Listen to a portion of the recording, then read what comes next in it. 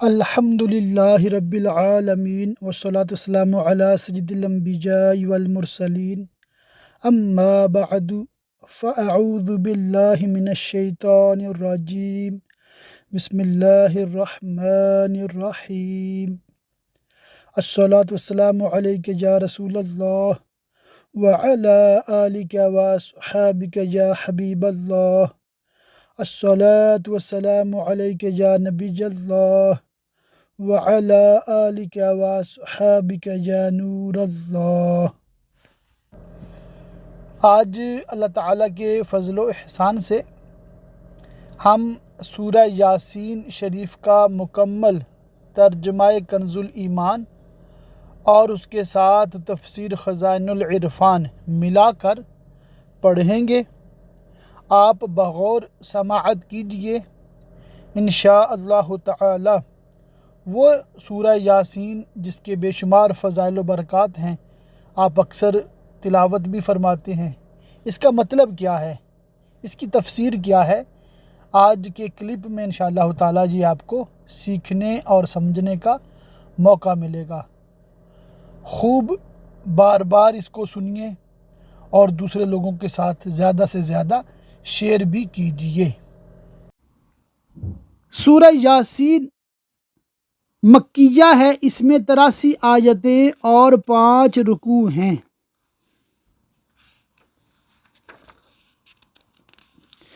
اللہ کے نام سے شروع جو نہایت مہربان رحم والا۔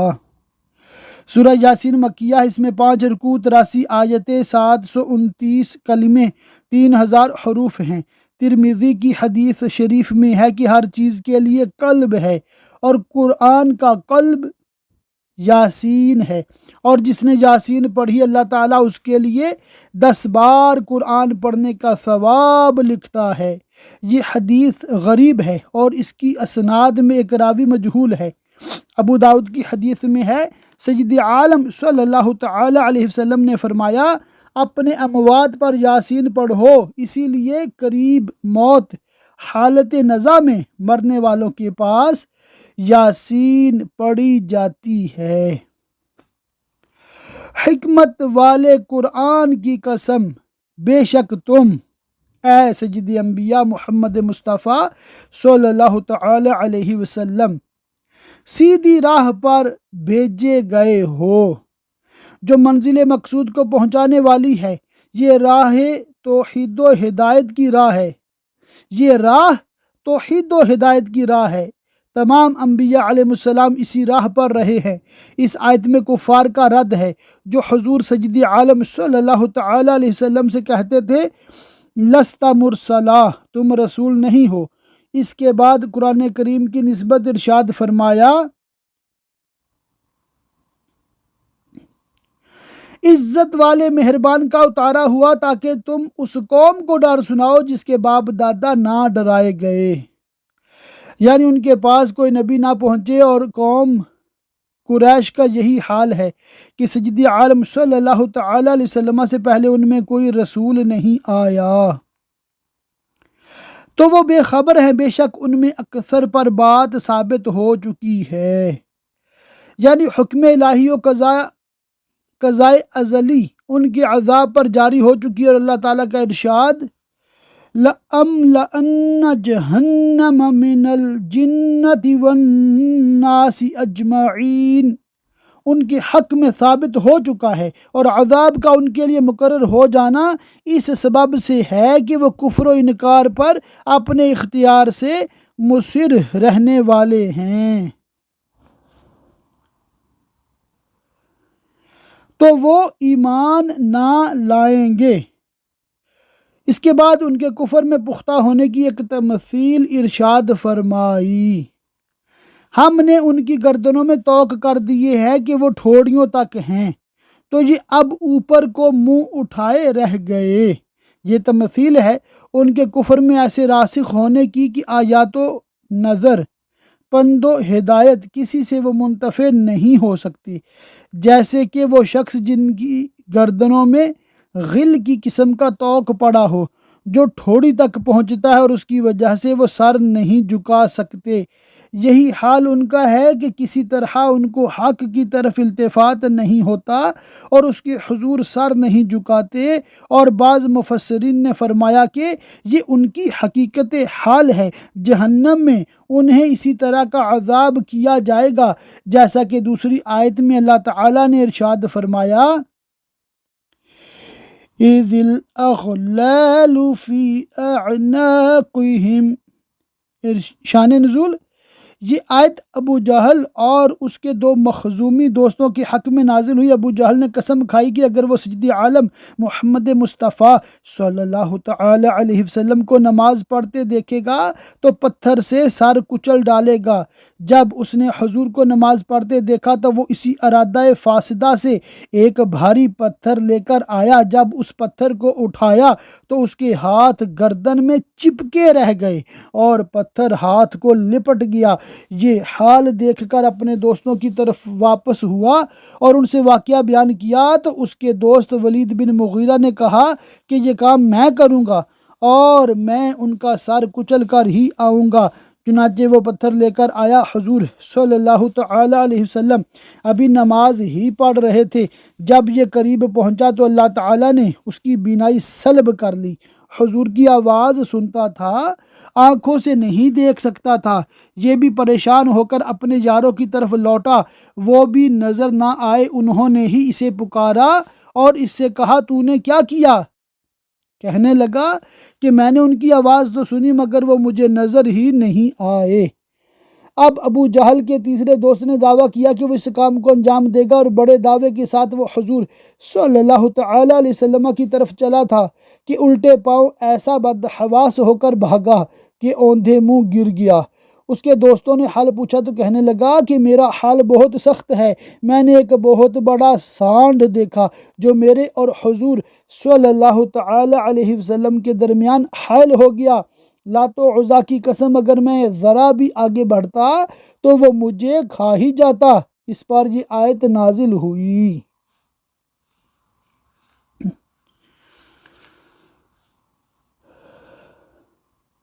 اور ہم نے ان کے آگے دیوار بنا دی اور ان کے پیچھے ایک دیوار اور انہیں اوپر سے ڈھانک دیا تو انہیں کچھ نہیں سوجھتا۔ یہ بھی تمثیل ہے کہ جیسے کسی شخص کے لیے دونوں طرف دیواریں ہوں اور ہر طرف سے راستہ بند کر دیا گیا ہو، وہ کسی طرح منزل مقصود تک نہیں پہنچ سکتا۔ یہی حال ان کفار کا ہے کہ ان پر ہر طرف سے ایمان کی راہ بند ہے۔ سامنے ان کے غرور دنیا یعنی دنیا کے دھوکے کی دیوار ہے اور ان کے پیچھے تکذیب آخرت کی، اور وہ جہالت کے قید خانہ میں محبوس ہیں۔ آیات و دلائل میں نظر کرنا انہیں میسر نہیں،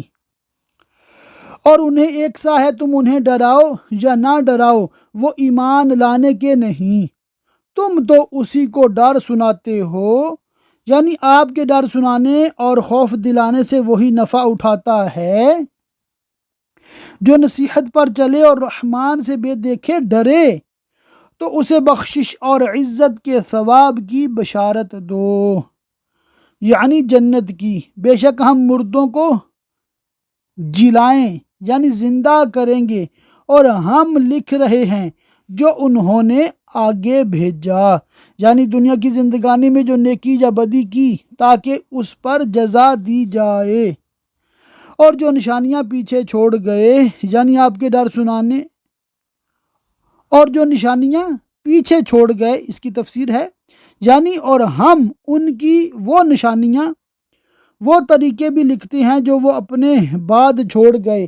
خواہ وہ طریقے نیک ہوں یا بد۔ جو نیک طریقے امتی نکالتے ہیں ان کو بدعت حسنہ کہتے ہیں، اور اس طریقے کے نکالنے والوں اور عمل کرنے والوں دونوں کو ثواب ملتا ہے، اور جو برے طریقے نکالتے ہیں ان کو بدعت سیئہ کہتے ہیں۔ اس طریقے کے نکالنے والے اور عمل کرنے والے دونوں گناہگار ہوتے ہیں۔ مسلم شریف کی حدیث میں ہے، سید عالم صلی اللہ تعالی علیہ وسلم نے فرمایا، جس شخص نے اسلام میں نیک یعنی اچھا طریقہ نکالا اس کو طریقہ نکالنے کا بھی ثواب ملے گا، اور اس پر عمل کرنے والوں کا بھی ثواب، بغیر اس کے کہ عمل کرنے والوں کے ثواب میں کچھ کمی کی جائے۔ اور جس نے اسلام میں برا طریقہ نکالا تو اس پر وہ طریقہ نکالنے کا بھی گناہ اور اس طریقہ پر عمل کرنے والوں کے بھی گناہ، بغیر اس کے کہ ان عمل کرنے والوں کے گناہوں میں کچھ کمی کی جائے۔ اس سے معلوم ہوا کہ 10 امور خیر مثل فاتحہ 11ویں و تیجا و 40واں و عرس و توشہ و ختم و محافل ذکر، میلاد و شہادت، جن کو بد مذہب لوگ بدعت کہہ کر منع کرتے ہیں اور لوگوں کو ان نیکیوں سے روکتے ہیں، یہ سب درست اور باعث اجر و ثواب ہیں، اور ان کو بدعت سجیہ بتانا غلط و باطل ہے۔ یہ طاعات اور اعمال صالحہ جو ذکر و تلاوت اور صدقہ و خیرات پر مشتمل ہیں، بدعت سجیہ نہیں۔ بدعت سجیہ وہ برے طریقے ہیں جن سے دین کو نقصان پہنچتا ہے اور جو سنت کے مخالف ہیں، جیسا کہ حدیث شریف میں آیا کہ جو قوم بدعت نکالتی ہے اس سے ایک سنت اٹھ جاتی ہے، تو بدعت سجیہ وہی ہے جس سے سنت اٹھتی ہو، جیسے کہ رفض، خروج، وہابیت، یہ سب انتہا درجہ کی خراب سجیہ بدعتیں ہیں۔ رفض و خروج جو اصحاب و اہل بیت رسول صلی اللہ تعالی علیہ وسلم کی عداوت پر مبنی ہیں، ان سے اصحاب و اہل بیت کے ساتھ محبت و نیاز مندی رکھنے کی سنت اٹھ جاتی ہے، جس کے شریعت میں تاکیدی حکم ہیں۔ وہابیت کی اصل مقبولان حق حضرات انبیاء و اولیاء کی جناب میں بے ادبی و گستاخی اور تمام مسلمانوں کو مشرک قرار دینا ہے۔ اس سے بزرگان دین کی حرمت و عزت اور ادب و تکریم اور مسلمانوں کے ساتھ اخوت و محبت کی سنتیں اٹھ جاتی ہیں، جن کی بہت شدید تاکیدیں ہیں اور جو دین میں بہت ضروری چیزیں ہیں۔ اور اس آیت کی تفسیر میں یہ بھی کہا گیا ہے کہ آثار سے مراد وہ قدم ہیں جو نمازی مسجد کی طرف چلنے میں رکھتا ہے، اور اس معنی پر آیت کا شان نزول یہ بیان کیا گیا ہے کہ بنی سلمہ مدینہ طیبہ کے کنارے پر رہتے تھے، انہوں نے چاہا کہ مسجد شریف کے قریب آ بسیں۔ اس پر یہ آیت نازل ہوئی اور سید عالم صلی اللہ تعالی علیہ وسلم نے فرمایا کہ تمہارے قدم لکھے جاتے ہیں، تم مکان تبدیل نہ کرو، یعنی جتنی دور سے آؤ گے اتنے ہی قدم زیادہ پڑیں گے اور اجر و ثواب زیادہ ہوگا۔ اور ہر چیز ہم نے گن رکھی ہے ایک بتانے والی کتاب میں، یعنی لوح محفوظ میں، اور ان سے مثال بیان کرو اس شہر والوں کی۔ اس شہر سے مراد انطاکیہ ہے، یہ ایک بڑا شہر ہے، اس میں چشمے ہیں، کئی پہاڑ ہیں، ایک سنگین شہر پناہ ہے، 12 میل کے دور میں بستا ہے۔ جب ان کے پاس فرستادے آئے، حضرت عیسیٰ علیہ السلام کے واقعہ کا مختصر بیان یہ ہے کہ حضرت عیسیٰ علیہ السلام نے اپنے 2 حواریوں صادق و مصدوق کو انطاکیہ بھیجا تاکہ وہاں کے لوگوں کو جو بت پرست تھے دین حق کی دعوت دیں۔ جب یہ دونوں شہر کے قریب پہنچے تو انہوں نے ایک بوڑھے شخص کو دیکھا کہ بکریاں چرا رہا ہے، اس کا نام حبیب نجار تھا۔ اس نے ان کا حال دریافت کیا۔ ان دونوں نے کہا کہ ہم حضرت عیسیٰ علیہ السلام کے بھیجے ہوئے ہیں، تمہیں دین حق کی دعوت دینے آئے ہیں کہ بت پرستی چھوڑ کر خدا پرستی اختیار کرو۔ حبیب نجار نے نشانی دریافت کی۔ انہوں نے کہا کہ نشانی یہ ہے کہ ہم بیماروں کو اچھا کرتے ہیں، اندھوں کو بینا کرتے ہیں، برس والے کا مرض دور کر دیتے ہیں۔ حبیب نجار کا ایک بیٹا 2 سال سے بیمار تھا، انہوں نے اس پر ہاتھ پھیرا تو وہ تندرست ہو گیا۔ حبیب ایمان لائے اور اس واقعہ کی خبر مشہور ہو گئی تاں کہ ایک خلق کثیر نے ان کے ہاتھوں اپنے امراض سے شفا پائی۔ یہ خبر پہنچنے پر بادشاہ نے انہیں بلا کر کہا، کیا ہمارے معبودوں کے سوا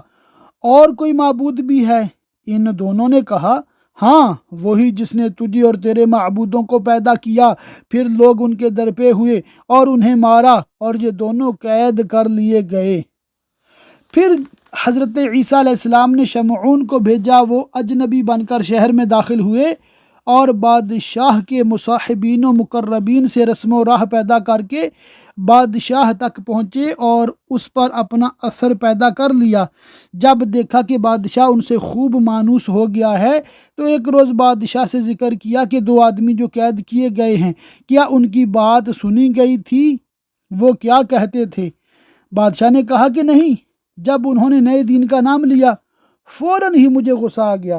شمعون نے کہا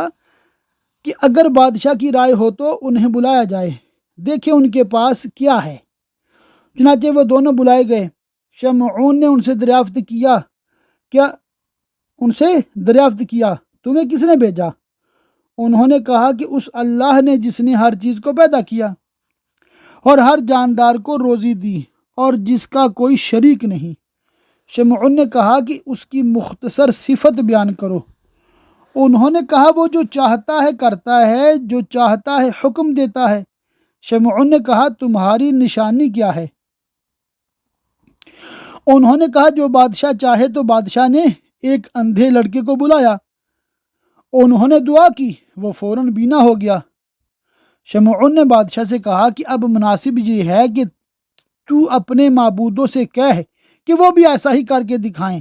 تاکہ تیری اور ان کی عزت ظاہر ہو۔ بادشاہ نے شمعون سے کہا کہ تم سے کچھ چھپانے کی بات نہیں ہے، ہمارا معبود نہ دیکھے نہ سنے، نہ کچھ بگاڑ سکے نہ بنا سکے۔ پھر بادشاہ نے ان دونوں حواریوں سے کہا کہ اگر تمہارے معبود کو مردے کے زندہ کر دینے کی قدرت ہو تو ہم اس پر ایمان لے آئیں۔ انہوں نے کہا کہ ہمارا معبود ہر شے پر قادر ہے۔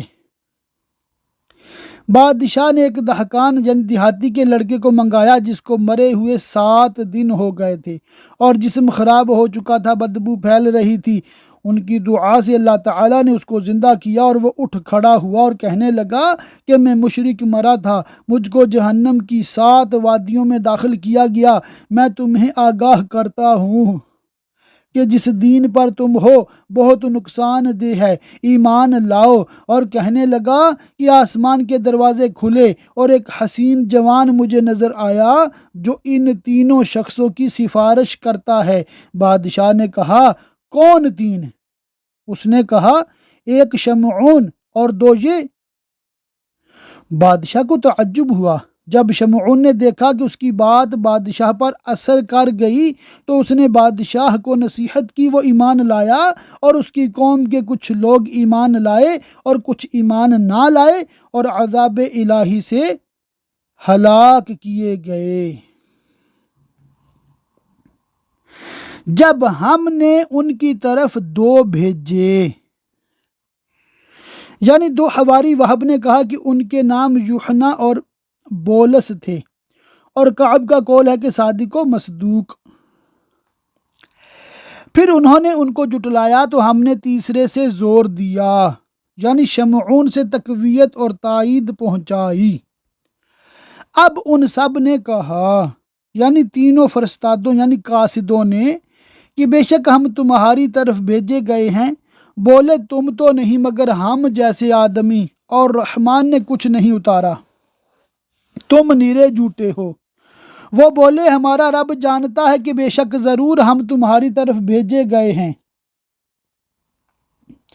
اور ہمارے ذمہ نہیں مگر صاف پہنچا دینا،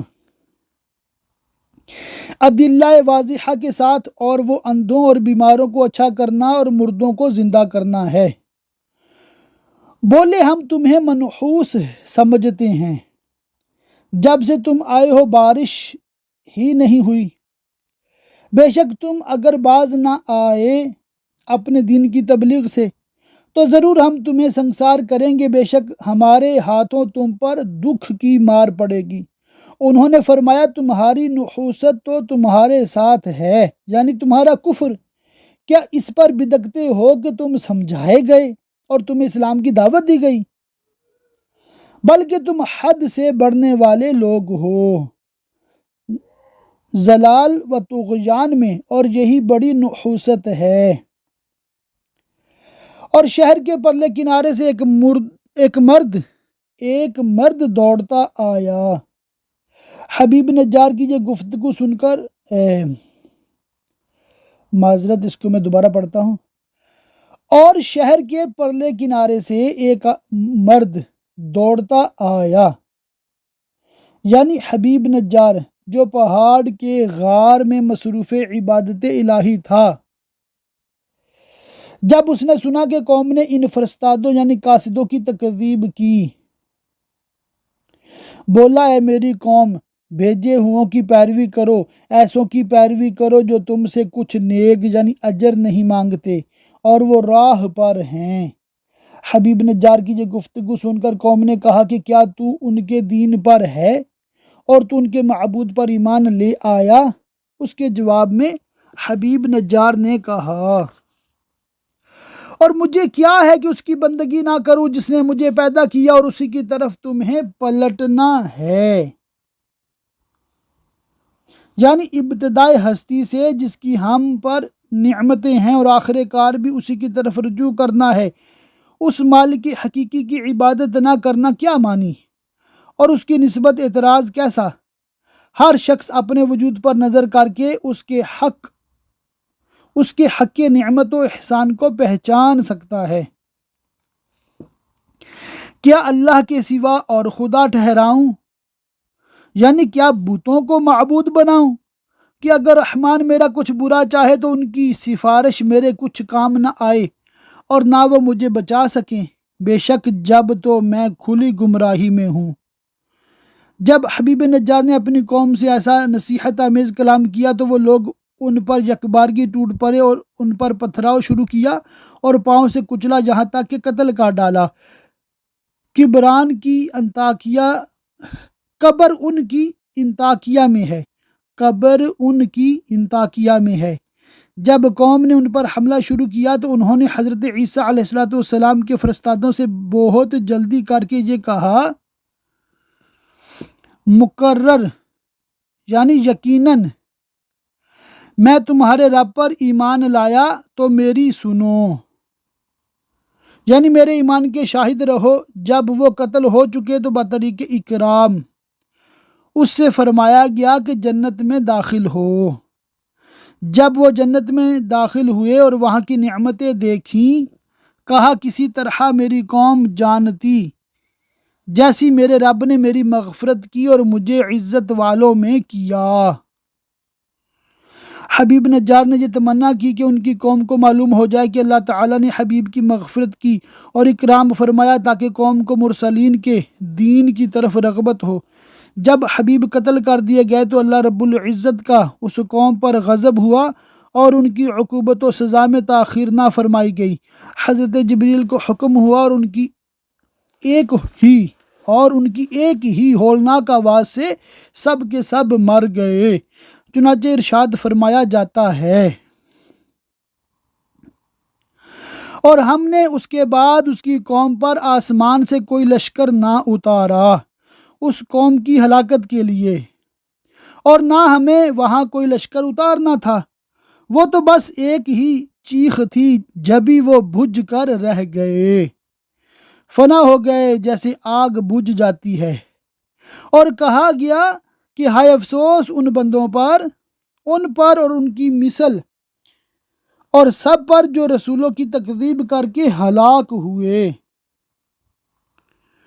جب ان کے پاس کوئی رسول آتا ہے تو اس سے ٹھٹھا ہی کرتے ہیں۔ کیا انہوں نے نہ دیکھا، یعنی اہل مکہ نے، جو نبی کریم صلی اللہ تعالی علیہ وسلم کی تکذیب کرتے ہیں، کہ ہم نے ان سے پہلے کتنی سنگتیں ہلاک فرمائیں کہ وہ اب ان کی طرف پلٹنے والے نہیں، یعنی دنیا کی طرف لوٹنے والے نہیں۔ کیا یہ لوگ ان کے حال سے عبرت حاصل نہیں کرتے؟ اور جتنے بھی ہیں سب کے سب ہمارے حضور حاضر لائے جائیں گے، یعنی تمام امت روز قیامت ہمارے حضور حساب کے لیے موقف میں حاضر کی جائیں گی، اور ان کے لیے ایک نشانی مردہ زمین ہے جو اس پر دلالت کرتی ہے کہ اللہ تعالیٰ مردہ کو زندہ فرمائے گا۔ ہم نے اسے زندہ کیا پانی برسا کر، اور پھر اس سے اناج نکالا تو اس میں سے کھاتے ہیں، اور ہم نے اس میں یعنی زمین میں باغ بنائے کھجوروں اور انگوروں کے، اور ہم نے اس میں کچھ چشمے بہائے کہ اس کے پھلوں میں سے کھائیں، اور یہ ان کے ہاتھ کے بنائے نہیں، تو کیا حق نہ مانیں گے اور اللہ تعالیٰ کی نعمتوں کا شکر بجا نہ لائیں گے؟ پاکی ہے اسے جس نے سب جوڑے بنائے، یعنی اصناف و اقسام، ان چیزوں سے جنہیں زمین اگاتی ہے، غلے پھل وغیرہ، اور خود ان سے اولاد ذکور و اناث یعنی مذکر اور مؤنث اولاد، اور ان چیزوں سے جن کی انہیں خبر نہیں، بحر و بر کی عجیب و غریب مخلوقات میں سے جس کی انسانوں کو خبر بھی نہیں ہے، اور ان کے لیے ایک نشانی ہماری قدرت عظیمہ پر دلالت کرنے والی رات ہے، ہم اس پر سے دن کھینچ لیتے ہیں تو بالکل تاریک رہ جاتی ہے، جس طرح کالے بجنگے انتہائی کالے حبشی کا سفید لباس اتار لیا جائے تو پھر وہ سیاہ ہی سیاہ رہ جاتا ہے۔ اس سے معلوم ہوا کہ آسمان و زمین کے درمیان کی فضا اصل میں تاریک ہے، آفتاب کی روشنی اس کے لیے ایک سفید لباس کی طرح ہے، جب آفتاب غروب ہو جاتا ہے تو یہ لباس اتر جاتا ہے اور فضا اپنی اصل حالت میں تاریک رہ جاتی ہے، جبھی وہ اندھیرے میں ہیں، اور سورج چلتا ہے اپنے ایک ٹھہراؤ کے لیے، یعنی جہاں تک اس کی سیر کی نہایت و حد مقرر فرمائی گئی ہے، اور وہ روز قیامت ہے، اس وقت تک وہ چلتا ہی رہے گا، یا یہ معنی ہے کہ وہ اپنی منزلوں میں چلتا ہے، اور جب سب سے دور والے مغرب میں پہنچتا ہے تو پھر لوٹ پڑتا ہے، کیونکہ یہی اس کا مستقر ہے۔ یہ حکم ہے زبردست علم والے کا، اور یہ نشانی ہے جو اس کی قدرت کاملہ اور حکمت بالغہ پر دلالت کرتی ہے۔ اور چاند کے لیے ہم نے منزلیں مقرر کیں، چاند کی 28 منزلیں ہیں، ہر شب ایک منزل میں ہوتا ہے اور پوری منزل طے کر لیتا ہے، نہ کم چلے نہ زیادہ، طلوع کی تاریخ سے 28ویں تاریخ تک تمام منزلیں طے کر لیتا ہے، اور اگر مہینہ 30 کا ہو تو 2 شب اور 29 ہو تو 1 شب چھپتا ہے، اور جب اپنے آخر منازل میں پہنچتا ہے تو باریک اور کمان کی طرح خمیدہ اور زرد ہو جاتا ہے، یہاں تک کہ پھر ہو گیا جیسے کھجور کی پرانی ڈال یعنی ٹہنی جو سوکھ کر پتلی اور خمیدہ اور زرد ہو گئی ہو۔ سورج کو نہیں پہنچتا کہ چاند کو پکڑ لے، یعنی شب میں جو اس کے ظہور شوکت کا وقت ہے، اس کے ساتھ جمع ہو کر اس کے نور کو مغلوب کرے، کیونکہ سورج اور چاند میں سے ہر ایک کے ظہور شوکت کے لیے ایک وقت مقرر ہے، سورج کے لیے دن اور چاند کے لیے رات، اور نہ رات دن پر سبقت لے جائے کہ دن کا وقت پورا ہونے سے پہلے آ جائے، ایسا بھی نہیں، بلکہ رات اور دن دونوں معین حساب کے ساتھ آتے جاتے ہیں، کوئی ان میں سے اپنے وقت سے قبل نہیں آتا، اور نیرین یعنی آفتاب و مہتاب میں سے نیرین یعنی آفتاب و مہتاب میں سے کوئی دوسرے کے حدود شوکت میں داخل نہیں ہوتا، نہ آفتاب رات میں چمکے نہ ماہتاب دن میں، اور ہر ایک گھیرے میں پیر رہا ہے، اور ان کے لیے ایک نشانی یہ ہے کہ انہیں ان کے بزرگوں کی پیٹھ میں ہم نے بھری کشتی میں سوار کیا جو سامان اسباب وغیرہ سے بری ہوئی تھی، مراد اس سے کشتی نوح ہے جس میں ان کے پہلے اجداد سوار کیے گئے تھے، اور یہ ان کی ذریتیں ان کی پشت میں تھیں، اور ان کے لیے ویسی ہی کشتیاں بنا دیں جن پر سوار ہوتے ہیں، اور ہم چاہیں تو انہیں ڈبو دیں باوجود کشتیوں کے، تو نہ کوئی ان کی فریاد کو پہنچنے والا ہو اور نہ وہ بچائے جائیں مگر ہماری طرف کی رحمت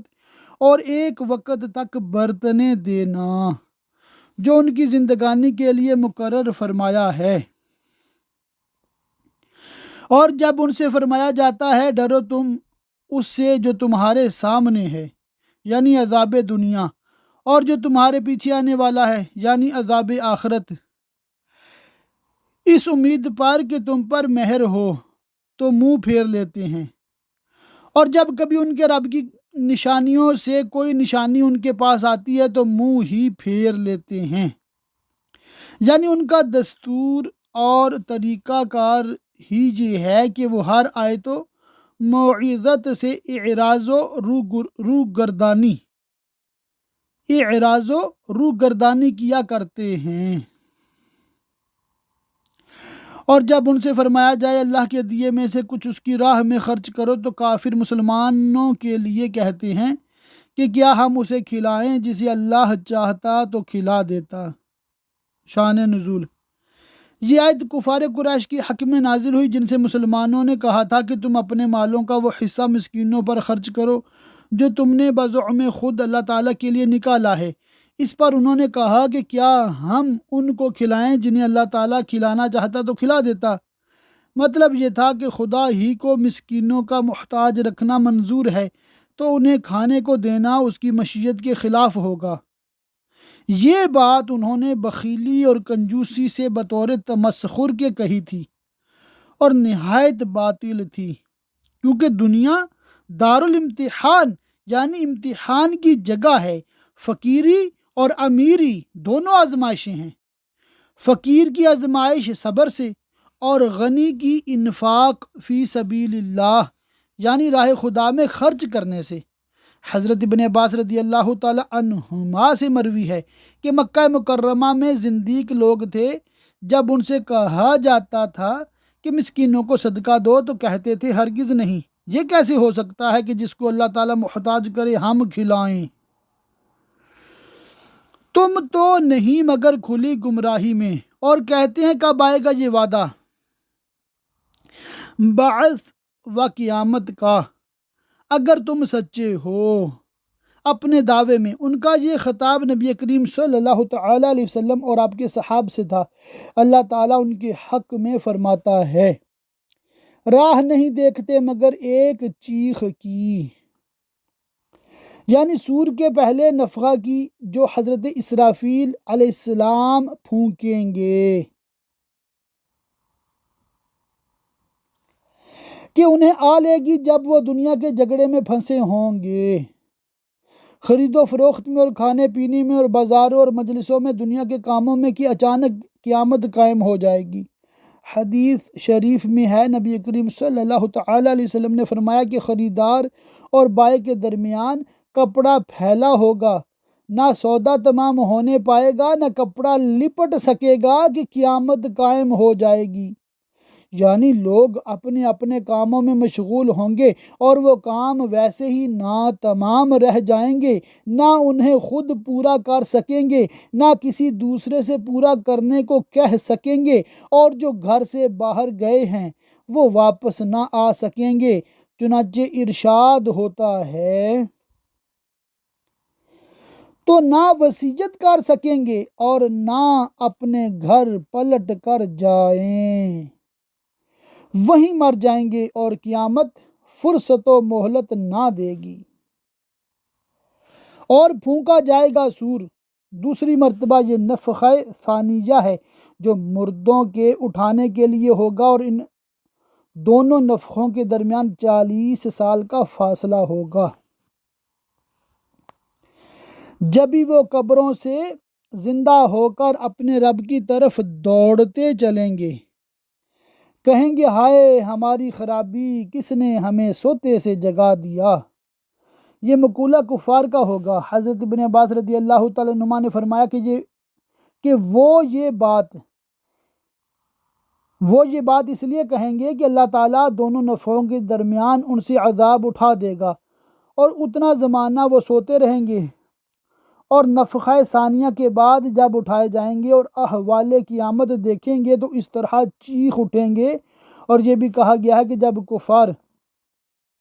جہنم اور اس کی عذاب دیکھیں گے تو اس کے مقابلہ میں عذاب قبر انہیں سہل معلوم ہوگا، اس لیے وہ ویل یعنی ہائے خرابی، ویل یعنی ہائے ہماری خرابی، وہ افسوس پکار اٹھیں گے اور اس وقت کہیں گے یہ ہے وہ جس کا رحمان نے وعدہ دیا تھا اور رسولوں نے حق فرمایا، اور اس وقت کا اقرار انہیں کچھ نافع نہ ہوگا۔ وہ تو نہ ہوگی مگر ایک چنگھاڑ یعنی نفخہ اخیرہ، ایک ہولناک آواز ہوگی، جبھی وہ سب کے سب ہمارے حضور حاضر ہو جائیں گے حساب کے لیے۔ پھر ان سے کہا جائے گا تو آج کسی جان پر کچھ ظلم نہ ہوگا اور تمہیں بدلہ نہ ملے گا مگر اپنے کیے کا۔ بے شک جنت والے آج دل کے بہلاووں میں چین کرتے ہیں، طرح طرح کی نعمتیں اور قسم قسم کے سرور اور اللہ تعالیٰ کی طرف سے ضیافت، جنتی نہروں کے کنارے بہشتی اشجار کی دل نواز فضائیں، طرب انگیز نغمات، حسینان جنت کا قرب اور قسم قسم کی نعمتوں سے التذاذ یعنی لذت حاصل کرنا،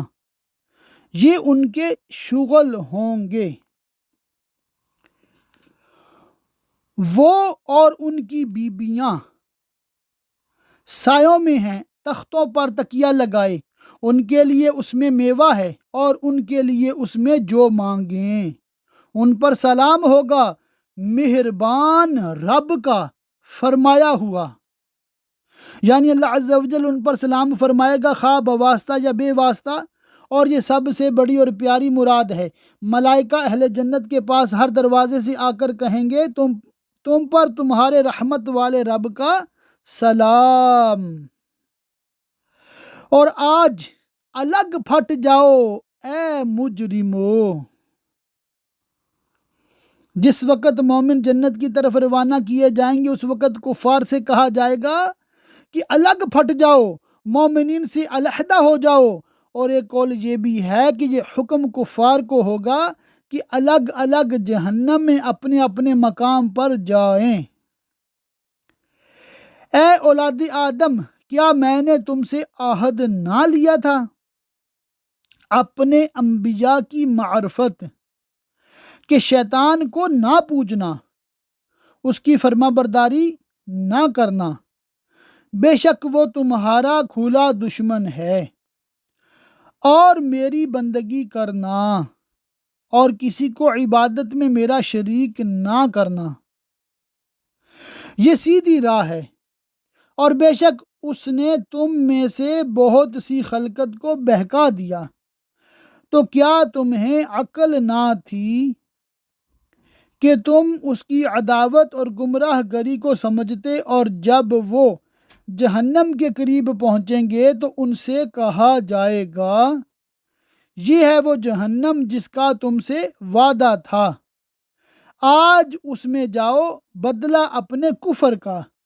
آج ہم ان کے منہوں پر مہر کر دیں گے کہ وہ بول نہ سکیں، اور یہ مہر کرنا ان کے یہ کہنے کے سبب ہوگا کہ ہم مشرک نہ تھے، نہ ہم نے رسولوں کو جھٹلایا، اور ان کے ہاتھ ہم سے بات کریں گے اور ان کے پاؤں ان کے کیے کی گواہی دیں گے، ان کے اعضاء بول اٹھیں گے اور جو کچھ ان سے صادر ہوا ہے سب بیان کر دیں گے، اور اگر ہم چاہتے تو ان کی آنکھیں مٹا دیتے کہ نشان بھی باقی نہ رہتا، اس طرح کا اندھا کر دیتے، پھر لپک کر رستے کی طرف جاتے تو انہیں کچھ نہ سوجھتا، لیکن ہم نے ایسا نہ کیا اور اپنے فضل و کرم سے نعمت بصر ان کے پاس باقی رکھی، تو اب ان پر حق یہ ہے کہ وہ شکر گزاری کریں، کفر نہ کریں۔ اور اگر ہم چاہتے تو ان کے گھر بیٹھے ان کی صورتیں بدل دیتے اور انہیں بندر یا سور بنا دیتے کہ نہ آگے بڑھ سکتے نہ پیچھے لوٹتے، اور ان کے جرم اس کے مستدعی تھے، لیکن ہم نے اپنی رحمت و حکمت کے حسب اقتضاء عذاب میں جلدی نہ کی اور ان کے لیے مہلت رکھی۔ اور جسے ہم بڑی عمر کا کریں اسے پیدائش میں الٹا پھیریں کہ وہ بچپن کے سے ضعف و ناتوانی کی طرف واپس ہونے لگے، اور دم بدم اس کی طاقتیں، قوتیں اور جسم اور عقل گھٹنے لگے۔ تو کیا وہ سمجھتے نہیں کہ جو احوال کے بدلنے پر ایسا قادر ہو کہ بچپن کے ضعف و ناتوانی اور صغر جسم و نادانی کے بعد شباب کی قوتیں و توانائی اور جسم قوی اور دانائی عطا فرماتا ہے، اور پھر کبر سن اور آخر عمر میں اسی قوی ہیکل جوان کو دبلا اور حقیر کر دیتا ہے، اب نہ وہ جسم باقی ہے نہ قوتیں، نشست برخاست میں مجبوریاں درپیش ہیں، عقل کام نہیں کرتی، بات یاد نہیں رہتی، عزیز و اقارب کو پہچان نہیں سکتا۔ جس پروردگار نے یہ تغیر کیا وہ قادر ہے کہ آنکھیں دینے کے بعد انہیں مٹا دے اور اچھی صورتیں عطا کرنے کے بعد ان کو مسخ کر دے اور موت دینے کے بعد پھر زندہ کر دے۔ اور ہم نے ان کو شعر کہنا نہ سکھایا۔ معنی یہ ہے کہ ہم نے آپ کو شعر گوئی کا ملکہ نہ دیا، یا یہ کہ قرآن تعلیم شعر نہیں ہے، اور شعر سے کلام میں کاذب مراد ہے، خواہ موزوں ہو یا غیر موزوں۔ اس آیت میں اشارہ ہے کہ حضور سید عالم صلی اللہ تعالیٰ علیہ وسلم کو اللہ تعالیٰ کی طرف سے علوم اولین و آخرین تعلیم فرمائے گئے، جن سے کشف حقائق ہوتا ہے، اور آپ کی معلومات واقعی و نفس الامری ہیں، کذب شعری نہیں۔ جو حقیقت میں جہل ہے وہ آپ کی شان کے لائق نہیں، اور آپ کا دامن تقدس اس سے پاک ہے۔ اس میں شعر بمعنی کلام موضوع کے جاننے اور اس کے صحیح و سقیم و جید و ردی کے پہچاننے کی نفی نہیں۔ علم نبی کریم صلی اللہ علیہ وسلم میں طعن کرنے والوں کے لیے یہ آیت کسی طرح سند نہیں ہو سکتی۔ اللہ تعالیٰ نے حضور کو علوم کائنات عطا فرمائے، اس کے انکار میں اس آیت کو پیش کرنا محض غلط ہے۔ شان نزول: کفار قریش نے کہا تھا کہ محمد مصطفیٰ صلی اللہ تعالی علیہ وسلم شاعر ہیں، اور جو وہ فرماتی ہیں یعنی قرآن پاک وہ شعر ہے۔ اس سے ان کی مراد یہ تھی کہ معاذ اللہ یہ کلام کاذب ہے، جیسا کہ قرآن کریم میں ان کا مقولہ نقل فرمایا گیا ہے، بل افتراہ بل ہوا شاعر۔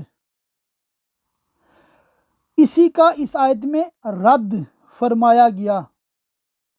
کہ ہم نے اپنے حبیب صلی اللہ تعالی علیہ وسلم کو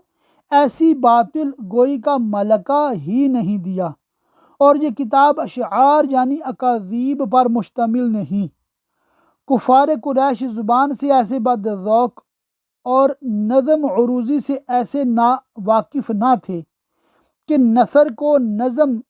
کہہ دیتے اور کلام پاک کو شعر عروضی بتا بیٹھتے، اور کلام کا محض وزن عروضی پر ہونا ایسا بھی نہ تھا کہ اس پر اعتراض کیا جا سکے۔ اس سے ثابت ہو گیا کہ ان بے دینوں کی مراد شعر سے کلام کاذب تھی، اور حضرت شیخ اکبر قدس سرہ نے اس آیت کے معنی میں فرمایا کہ معنی یہ ہیں کہ ہم نے اپنے نبی صلی اللہ تعالیٰ علیہ وسلم سے معمے اور اجمال کے ساتھ خطاب نہیں فرمایا جس میں مراد کے مخفی رہنے کا احتمال ہو، بلکہ صاف صریح کلام فرمایا ہے جس سے تمام حجاب اٹھ جائیں اور علوم روشن ہو جائیں۔ چونکہ شعر لغز و طوریہ اور رمز و اجمال کا محل ہوتا ہے، اس لیے شعر کی نفی فرما کر اس معنی کو بیان فرما دیا، اور نہ وہ ان کی شان کے لائق ہے، وہ تو نہیں مگر نصیحت اور روشن قرآن، صاف صریح حق و ہدایت۔ کہاں وہ پاک آسمانی کتاب تمام علوم کی جامع، اور کہاں شعر جیسا کلام کاذب۔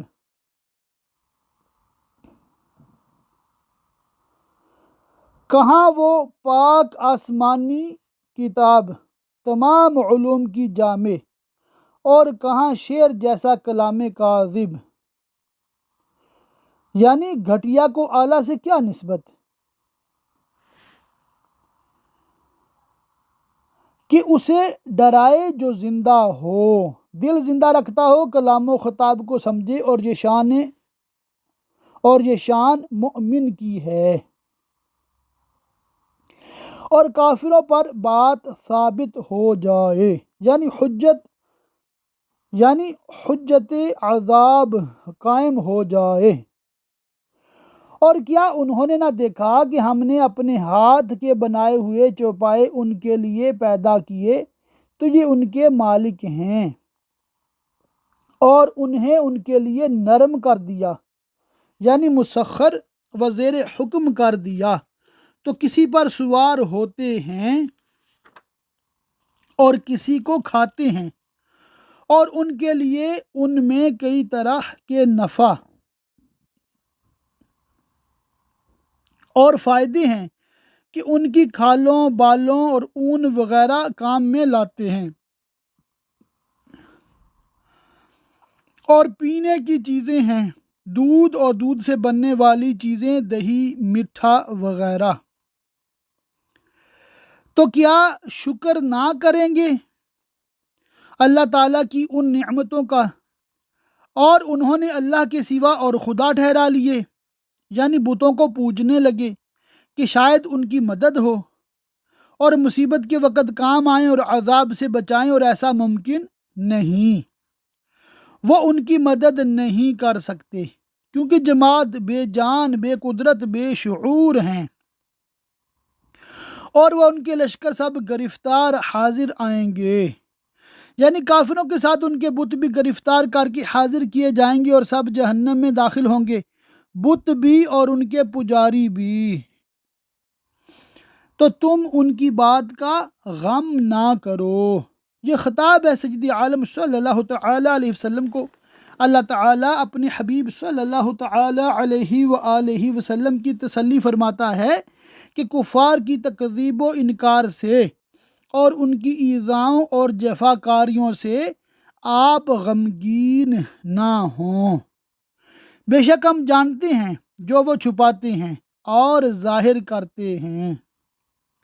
ہم انہیں ان کے کردار کی جزا دیں گے۔ اور کیا آدمی نے نہ دیکھا کہ ہم نے اسے پانی کی بوند سے بنایا، جبھی وہ صریح جگڑالو ہے۔ شان نزول، یہ آیت عاص بن وائل یا ابو جہل اور بقول مشہور ابی بن خلف جمحی کے حق میں نازل ہوئی، جو انکار بعث میں یعنی مرنے کے بعد اٹھنے کے انکار میں سید عالم صلی اللہ تعالیٰ علیہ وسلم سے بحث و تکرار کرنے آیا تھا۔ اس کے ہاتھ میں ایک گلی ہوئی ہڈی تھی، اس کو توڑتا جاتا تھا